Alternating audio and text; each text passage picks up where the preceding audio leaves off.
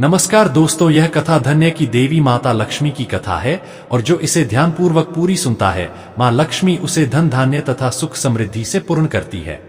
आपको बता दूं, यह एक प्राचीन कथा है और यह कथा वेदव्यास जी ने राजा जन्मेजय को सुनाई थी। तो चलिए आपको वह प्राचीन कथा सुनाते हैं। एक समय की बात है, पांडवों के वंशज राजा जन्मेजय वेदव्यास जी के पास आते हैं और उनसे पूछते हैं, हे करुणा निधान, कृपया मुझे बताइए कि माता लक्ष्मी को एक घोड़ी का रूप क्यों धारण करना पड़ा और फिर उन्हें इस रूप से मुक्ति कैसे मिली तथा क्षत्रियों की उत्पत्ति कैसे हुई तथा किस कारण से उन्हें यह नाम पड़ा। कृपया आप मुझे विस्तार से वह संपूर्ण कथा सुनाइए। तब वेदव्यास जी कहते हैं, हे राजन, आपने उत्तम प्रश्न किया है। आज मैं आपको क्षत्रियों की उत्पत्ति से संबंधित अति प्राचीन पुण्य प्रदान करने वाला हूँ तथा पापों का नाश करने वाली कथा का विस्तार पूर्वक वर्णन करता हूँ, इसीलिए आप इसे ध्यान से पूरा जरूर सुनिए। इस कथा का श्रवण करने वाले की दरिद्रता का नाश होता है। राजा जन्मेजय जी कहते हैं, हे मुनिवर, मैं आपके मुख से इस कथा को सुनने के लिए व्याकुल हुआ जा रहा हूँ। कृपया आप मुझे वह प्राचीन कथा सुनाएं, मैं आपका सदैव आभारी रहूंगा। फिर वेदव्यास जी कहते हैं, हे राजन, पूर्व काल की बात है। एक दिन अत्यंत सुंदर, रूपवान तथा अपरिमित तेज वाले सूर्यदेव के पुत्र, जो रेवंत नाम से तीनों लोकों में विख्यात है, वे अपने अत्यंत सुंदर उच्च श्रवास्ती हैं। उच्च श्रवास्ती इसीलिए वह घोड़ा माता लक्ष्मी का ही भाई था। जब सूर्यदेव के पुत्र रेवंत अपने उच्च श्रवास्ती अभिलाषा से वैकुंठ लोक में पहुंचे, तब देवी लक्ष्मी की दृष्टि उस घोड़े पर सवार सूर्यपुत्र रेवंत पर पड़ी। देवी लक्ष्मी अपने भाई उच्चश्रवा घोड़े को देखकर अत्यंत प्रसन्न हुई और उसके सुंदर रूप को निहारने लगी। सूर्यपुत्र रेवंत को वैकुंठ की ओर आता देखकर भगवान विष्णु ने लक्ष्मी जी से प्रेम पूर्वक पूछा, हे प्रिय, देखो सूर्यदेव के पुत्र रेवंत आपके भाई उच्च श्रवास्ती वे किस कारण से वैकुंठ लोक में पधार रहे हैं।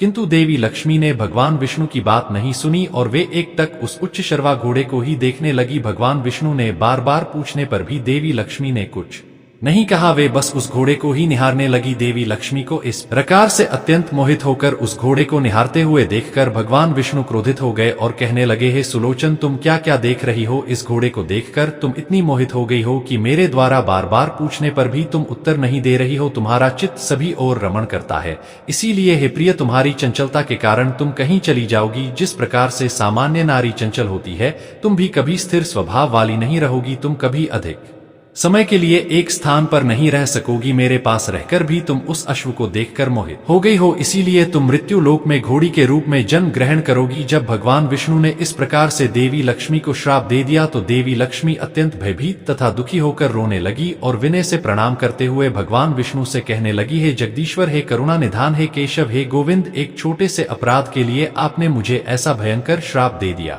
हे प्रभु, आप तो त्रिगुणा हो, आपके अंदर क्रोध का भाव ही नहीं है, फिर आपने क्रोध में आकर मुझे श्राप क्यों दे दिया। मैं तो आपकी प्रिय हूँ, आपने सदैव ही मुझसे प्रेम किया, फिर आज मैं आपके श्राप के योग्य कैसे बन गई। हे स्वामी, मैं आपके विरह में नहीं रह पाऊंगी। भगवान विष्णु कहने लगे, हे देवी, तुम किसी भी श्राप के योग्य नहीं हो। मैं कभी किसी को श्राप नहीं देता हूँ, किंतु तुम्हें श्राप देने के पीछे संसार का कल्याण छिपा हुआ है, इसीलिए तुम चिंता छोड़कर पृथ्वी लोक पर जाओ, तुम जल्द ही श्राप से मुक्त हो जाओगी। देवी लक्ष्मी कहने लगी, हे स्वामी, मैं जानती हूँ कि आपके हर कार्य के पीछे संसार का कल्याण ही छिपा होता है। मुझे श्राप देने के पीछे भी अवश्य ही कोई महान कार्य होगा, इसीलिए मैं प्रेम से आपके श्राप को ग्रहण करूंगी। किंतु हे प्रभु, मैं आपके विरह में अधिक समय तक नहीं रह पाऊंगी, इसीलिए कृपया मुझे बताइए, मुझे इस श्राप से मुक्ति कैसे मिलेगी और कब मैं लौटकर आपके पास आऊंगी। भगवान विष्णु बड़े प्रेम से कहने लगे, हे प्रिय, जब पृथ्वी लोक पर तुम्हें मेरे समान एक पुत्र की प्राप्ति हो जाएगी, तब पुनः तुम मुझे प्राप्त करके वैकुंठ लोक में लौटकर आ जाओगी। फिर राजा जन्मेजय व्यास जी से कहने लगे, हे मुनिवर, भगवान विष्णु के द्वारा श्राप देने के पश्चात देवी लक्ष्मी ने किस प्रकार से घोड़ी के रूप में जन्म लिया और भगवान विष्णु के वियोग में देवी लक्ष्मी ने घोड़ी का रूप धारण करके किस देश में अपना समय व्यतीत किया और कितने समय तक माता लक्ष्मी उस वन में निवास की और उस वन में रहते हुए देवी लक्ष्मी ने कौन सा व्रत किया तथा भगवान विष्णु से अलग रहते हुए उन्हें पुत्र की प्राप्ति कैसे हुई और फिर कब भगवान विष्णु और देवी लक्ष्मी का मिलन हुआ। हे गुरुवर, कृपया मुझे यह सारा वृतांत विस्तार पूर्वक सुनाइए। फिर व्यास जी कहते हैं, हे राजन, अब मैं आपको बताता हूँ कि देवी लक्ष्मी ने अश्व का रूप धारण करके क्या किया और किस प्रकार से उन्हें पुत्र की प्राप्ति हुई। कृपया आप इस सुंदर मनोहर वृतांत को ध्यान से सुनिए। हे राजन, देवी लक्ष्मी को श्राप देता देख सूर्यपुत्र रेवंत भयभीत होकर उन्हें दूर से ही प्रणाम करके लौट गए और उन्होंने अपने पिता सूर्यदेव को यह सारा वृतांत सुना दिया। इधर देवी लक्ष्मी दुखी होकर भगवान विष्णु से आज्ञा लेकर मृत्युलोक में आ गई। पूर्व काल की बात है, सूर्य देव की पत्नी ने उत्तर दिशा में यमुना और तमसा नदी के संगम पर जो वन स्थित था उस स्थान पर कठोर तपस्या की थी। देवी लक्ष्मी भी घोड़ी का रूप धारण करके उसी स्थान पर पहुंच गई। उस स्थान पर रहकर देवी लक्ष्मी जी समस्त कामनाओं को पूर्ण करने वाले त्रिशूलधारी कर्पूर के समान गौर वर्ण वाले नीलकंठ से सुशोभित 3 नेत्रों वाले भगवान शिव की एकाग्र चित्त होकर आराधना करने लगी। देवी लक्ष्मी ने अत्यंत सुंदर घोड़ी का रूप धारण किया हुआ था और वे उसी रूप में नदी के तट पर भगवान शिव का ध्यान करने लगी। भगवान शंकर का ध्यान करते करते देवी लक्ष्मी जी के मन में वैराग्य का प्रादुर्भाव हो गया और इस प्रकार से तपस्या करते हुए उन्हें 1000 दिव्य वर्ष बीत गए। तब जाकर त्रिनेत्रधारी भगवान शंकर ने पार्वती के साथ आकर उन्हें साक्षात दर्शन दिए। भगवान शंकर ने देवी लक्ष्मी जी से कहा, हे कल्याणी, हे जगत जननी, आप इस दुर्गम वन में अश्व का रूप धारण करके तपस्या क्यों कर रही हैं? कृपया मुझे इसका कारण बताइए। आपके पति भगवान विष्णु तो स्वयं पर ब्रह्म है, वे समस्त मनोरथ को पूर्ण करने वाले हैं और सभी लोगों का उद्धार करने वाले हैं। हे देवी, मोक्ष प्रदान करने वाले वासुदेव जगन्नाथ को छोड़कर इस समय आप मेरी आराधना किस लिए कर रही है? और शिव जी कहते हैं, स्त्रियों के लिए तो पति ही उनका देवता होता है, उन्हें किसी दूसरे की आराधना कभी नहीं करनी चाहिए। पति की सेवा ही स्त्रियों का सनातन धर्म है। पति चाहे जैसा भी हो, स्वयं का कल्याण करने की इच्छा रखने वाली स्त्री को निरंतर अपने पति की ही सेवा करनी चाहिए। भगवान विष्णु तो सदैव ही प्राणियों की आराधना के योग्य है। आता हे देवी, आप भगवान विष्णु को छोड़कर मेरा आराधना क्यों कर रहे हैं? तब देवी लक्ष्मी बोलने लगी, हे आशुतोष, हे महादेव, मेरे पति ने मुझे घोड़ी होने का श्राप दिया है, कृपया आप इस श्राप से मेरा उद्धार कीजिए। हे भोलेनाथ, उस समय मैंने मेरे स्वामी से इस श्राप से मुक्ति का उपाय पूछा था, तब उन्होंने मुझे यह उपाय बताया है कि जब पृथ्वी लोक पर मुझसे पुत्र उत्पन्न होगा तभी मैं श्राप से मुक्त होकर वैकुंठ लोक वापस जा पाऊंगी। मेरे स्वामी के द्वारा ऐसा कहने के कारण ही तपस्या करने के लिए इस तपोवन में आ गई और संपूर्ण मनोकामना की पूर्ति करने वाले आपकी आराधना करने लगी। हे महादेव, मेरे स्वामी विष्णु तो वैकुंठ लोक में विराजमान है, अतः पति के सानिध्य के बिना मैं पुत्र कैसे उत्पन्न कर सकती हूँ? हे शिवशंकर, यदि आप मुझ पर प्रसन्न है तो मुझे पुत्र प्राप्ति का वर प्रदान कीजिए।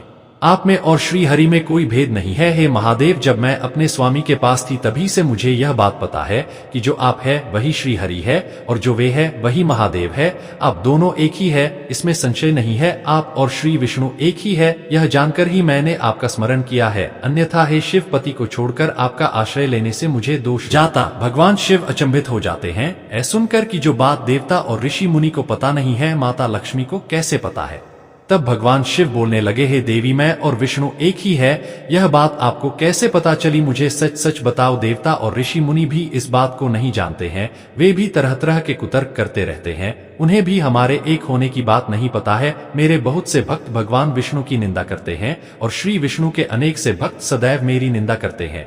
हे भद्रे, चारों युगों में भी बहुत ही कम लोग जानते हैं कि मैं ही विष्णु हूँ और विष्णु ही शिव है। लोग हमारे एकत्व को नहीं जानते हैं। मेरे और विष्णु के एक होने की बात को जानना अत्यंत दुर्लभ है, किंतु आपको यह ज्ञान कैसे प्राप्त हुआ?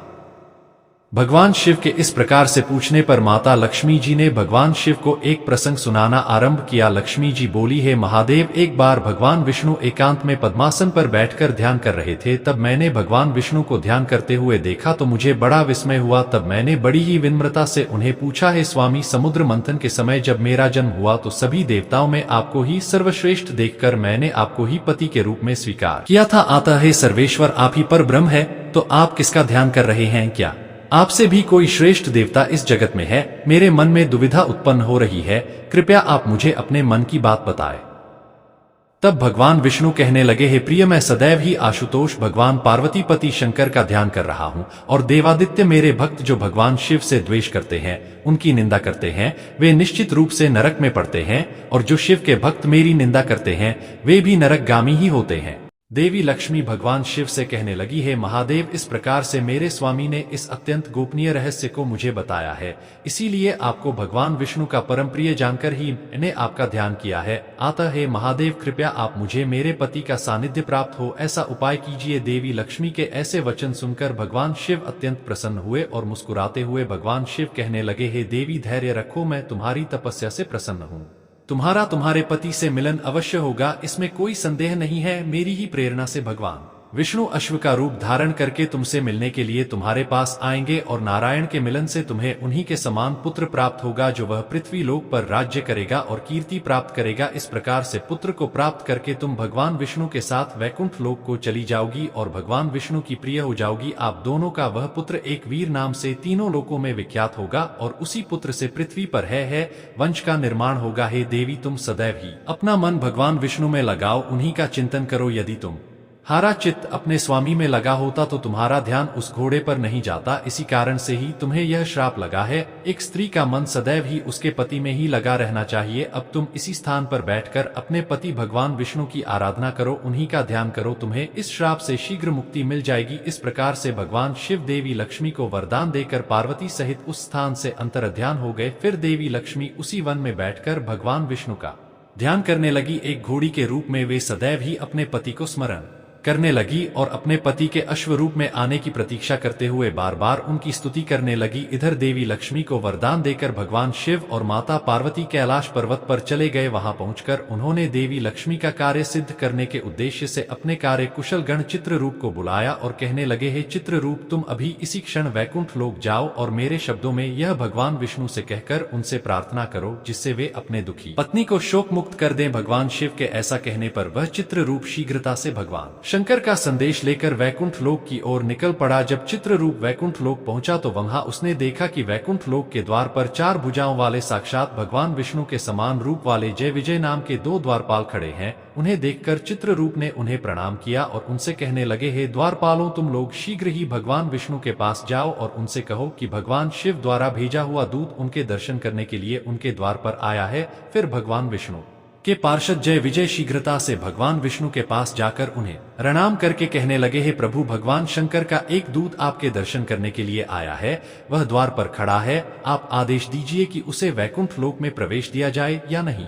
उस दूत का नाम चित्ररूप है। हम उसके आने का प्रयोजन नहीं जानते हैं। भगवान विष्णु महादेव के दूत चित्ररूप के आने का कारण पहले से ही जानते थे, इसीलिए उन्होंने अपने पार्षदों से कहा, है पार्षदों, द्वार पर खड़े हुए भगवान शिव के उस दूत को बड़े आदर के साथ यहाँ पर लेकर आओ। फिर वे पार्षद जय विजय द्वार पर खड़े भगवान शंकर के दूत के पास जाते हैं और उन्हें बड़े आदर के साथ वैकुंठ लोक में आने के लिए कहते हैं। तब वह चित्ररूप प्रसन्नता के साथ वैकुंठ लोक में प्रवेश करते हैं और अपने हाथ जोड़कर भगवान विष्णु के सामने खड़े हो जाते हैं। अपने सामने हाथ जोड़कर खड़े हुए उस चित्ररूप को देखकर भगवान विष्णु प्रसन्नता के साथ कहते हैं, हे चित्ररूप, वैकुंठ लोक में तुम्हारा स्वागत है। कैलाश में सब कुशल मंगल तो है ना?